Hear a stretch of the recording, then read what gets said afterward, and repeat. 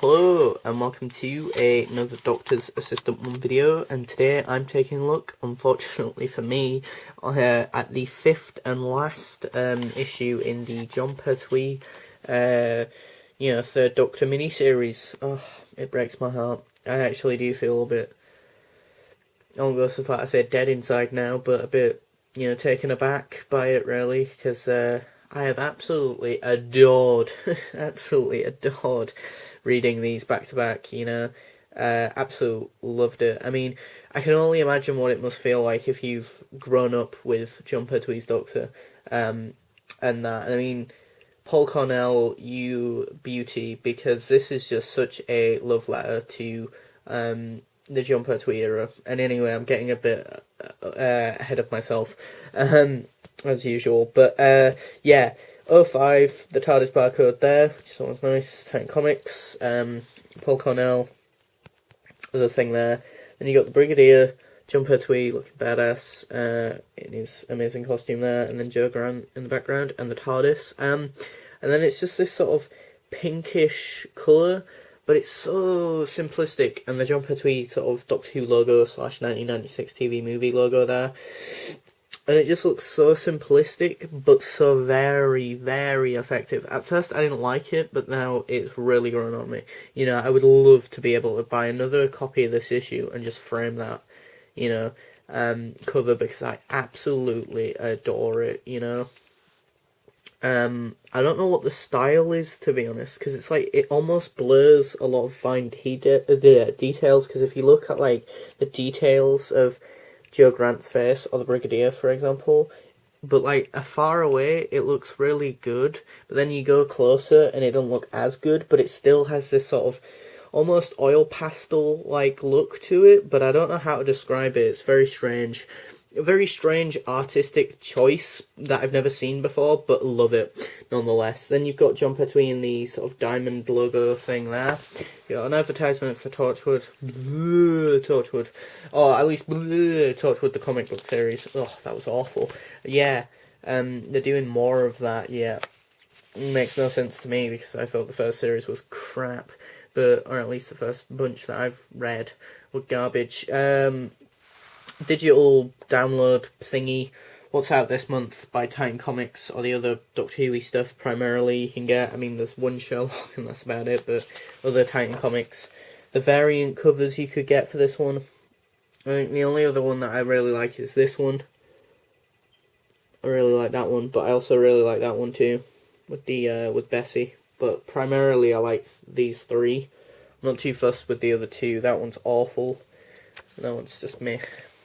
Then something to do with Star Wars magazine, which actually does interest me, because I do like Star Wars. Behind the scenes type thing, which I quite like. Thing about the Brigadier books, Leopard Stewart books, which is pretty cool. It makes sense to advertise them here as well, seeing as it's in the story. Another behind the scenes thing. And then you got, your writer, colorist, letterist, artist, and so on. Part 5, the end of an era. Jo Grant's bio. The Doctor's bio, or should I say the Third Doctor's bio, more specifically the Brigadier, what happened previously. So if you've only picked up this issue, you quickly get caught up with it, which again, as I've said many a time in reviews like this, I would love Marvel and DC Comics to do this, but they still don't, which is a shame. Titan Comics website, Twitter and Facebook, so you can give them feedback on how amazing this was, because I think it was amazing. I mean, I think the only thing that I can think of that I disliked is the fact that, spoiler alert, but the way the Salamander kind of gets defeated is pretty big cop-out, if you ask me. All the Doctor does is just does some karate, and then just karate chops him. You got this build-up of going up and up and up and up and up and up and up, and then just, oh, I did this one thing. Boom. You're now dead. You're defeated. It's almost like the equivalent of, the writer, in this case being Paul Cornell. It's almost the equivalent of him using, say, the 11th Doctor, or a modern Doctor, and obviously, you know where this is going, using a sonic screwdriver to finish / complete a story. Granted, I know I come across like I'm completely lambasting the writer here, but / roasting him, but to be fair, in his defense, I can imagine it is not easy to do that, to make a vindictive, formidable opponent, especially in Doctor Who, with substance and layers and depth, which is what Salamander feels like in this story, right? And then to have him somehow defeated. I mean, how do you do that? That's the thing, like, with Dalek, for example. How do you... The episode Dalek, how the hell Robert Sherman made that Dalek, that one Dalek, a powerhouse and a badass, and have motive and layers and depth and reason to what he was doing, and then how the hell he somehow made it / wrote an episode in a way where he then, you know, got that Dalek to be defeated is beyond me. And, you know, so in all fairness, Paul Cornell had a big feat on his hands, and I like that. I like the ball gag thing. That's pretty dirty but funny. Love the artwork. You know, you're in Parliament, for goodness sake. You know, they've time travelled, and you get beautiful, amazing panels like this. And this story just fits the sort of time frame at which the show was in as well. I can imagine this being like an episode, you know, and that, so it fits in so well with that era of Doctor Who. And you've got a bit of dialogue / you know, interactions with two side characters who don't usually get that much on-screen time, I don't think, in the main series together, from what I remember. Then again, I have not seen a lot of episodes with Captain Yates, with Joe Grant at least. I've seen a few, but not many. Or I know that he's in the latter end of John Pertwee's era. And again, they've time travelled. They're in, what time is it that they're in? They're in like 1868, so, you know, that's where they've travelled to. And you get another beautiful panel, lovely drawings and illustrations again, you know. Salamander riding this, like, almost snake-like / worm-like metal creature. Again, him standing in Parliament, just love that. You know, I don't know why, but I can just imagine them trying to do stuff like this in the John Pertwee era, you know. And yeah, it would be looking terrible and it'd be falling at the seams, but the thing is, that's the beauty of that era, you know. And even the Tom Baker era, they just took risks with the show. They just went for it, you know. Nothing was too far out of reach because they had no, you know, they were never going to be ashamed of, oh, well, that looks kind of crappy, because they just went for it, you know. If the script was there, if the story was there, they'd do it, you know. Again, lovely picture here of like a / panel of, you know, helicopter, the Brigadier, the Master, unit soldiers, Joe Grant and the Doctor, and then some horses and carts, and then Big Ben in the background, you know. Awesome, like, you know, sword and shield.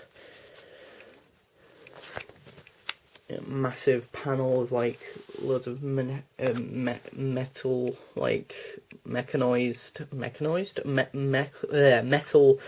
mechanical even stuff. Spoiler alert: the Master goes a bit crazy, of course, and you know, I love this panel as well. Very simplistic, but just elegant nonetheless. Of like the flowing of his cape, his Sonic, and the Doctor, and you know, and that does just look like a television shot as well, you know, sort of shot from sort of side of his body, and the Doctor, and then Joe Grant and the Brigadier in the background. You know, and then the spoiler alert, the Master jumps into the Thames, which is just so Roger Delgado Master-esque, you know.